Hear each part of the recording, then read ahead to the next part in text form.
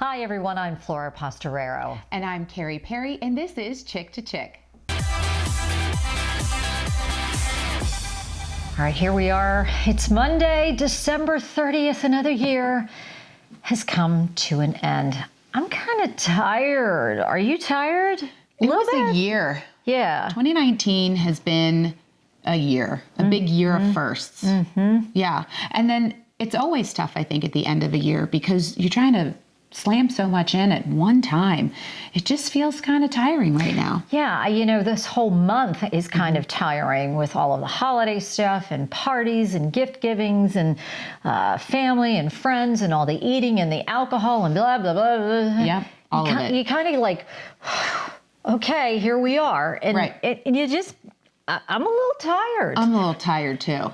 Right. And then what happens is, so here we are, it's the 30th. Right. And for some reason, everybody, what are your plans for New Year's Eve? What are your plans for New Year's Eve? This is all I'm hearing now. What are your plans? What are your plans? What are your plans? Yeah.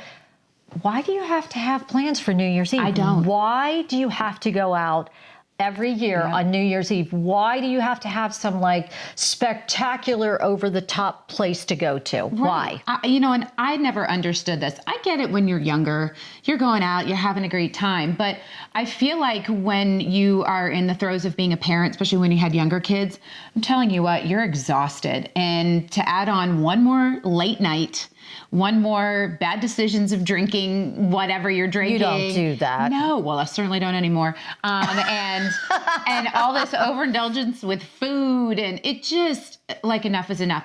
I actually enjoy ringing in the new year not feeling like junk. I actually want to feel good stepping into a new year. So if I do anything on New Year's, it's way early and I am home, and sometimes I'm going to admit to you, I don't even watch the ball drop.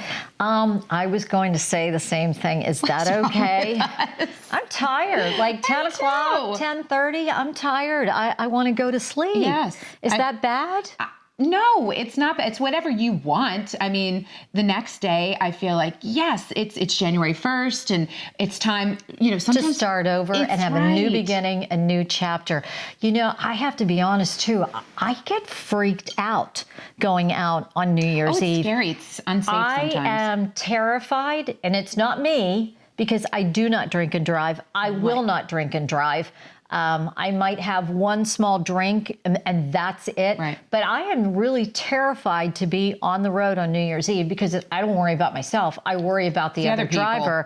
And there have been quite a few times when I have gone out on New Year's Eve and I make sure I am home before the ball drops, before we hit midnight, because then right around 12:30, all the crazies are out. They come out on the road. And the crazies are on the road and the crazies are going home. And I am terrified. I am petrified. I don't even like it. I would rather just be home, know that I'm safe, and it's all good. I feel like we should have like a New Year's Day brunch party.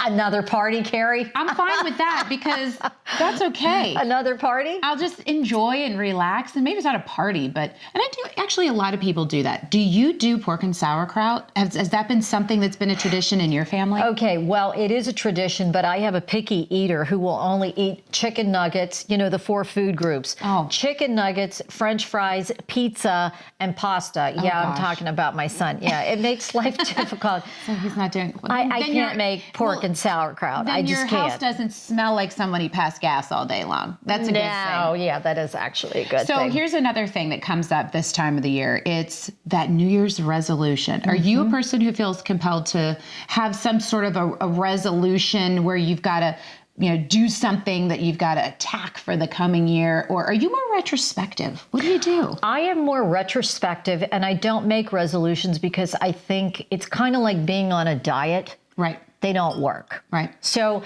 I am more retrospective. I like to look back at the year. I like to look at the good and the bad. I have a lot of self-awareness, believe it or not, and I take a good look at myself and I think what I did right and what I did wrong and how I want to be a better version of myself in the coming year. A better mother, a better sister, a better daughter, a better friend. And so that's what I like to do. Yeah. See, and I feel the exact same way because I feel like sometimes those resolutions set you up for failure. Yep. You feel too gung-ho and you put yourself in this goal that you can't possibly attain. It's just too high. I don't know why we do that to ourselves. So I kind of feel the same way. So you know what?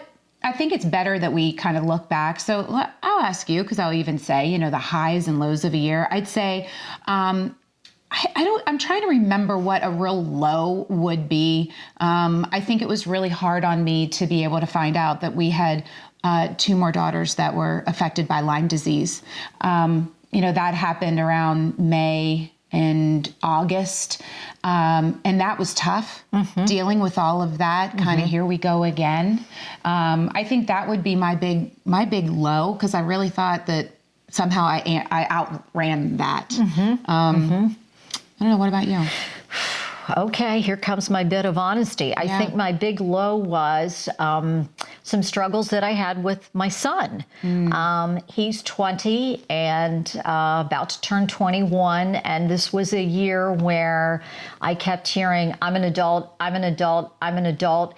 And I struggled with that because I'm a mama bear and I want to be protective. I want to be in his life all the time. I want to be a part of his life, want to protect him, and he wanted me to back off. Yeah. And we had a struggle, and I think we got over it and moving forward, but that was really, really tough. Just letting go and letting him be an adult, and I have to go, okay. Cheers, son. You're an adult now. And he soon will, at 20, he's turning 21. Right. I mean, technically, legally, they're an adult at 18. Right. But I still look at him, a little baby. Yes. He's just a little baby. So, I had a similar experience too. It wasn't as big. I kind of had it from different angles at times. I felt like I was a bit tag teamed. But I think that when you go through those things and you go through those struggles, like you said, reflect on it. What do we do to improve upon it for the next year? Absolutely. And then it doesn't seem so bad.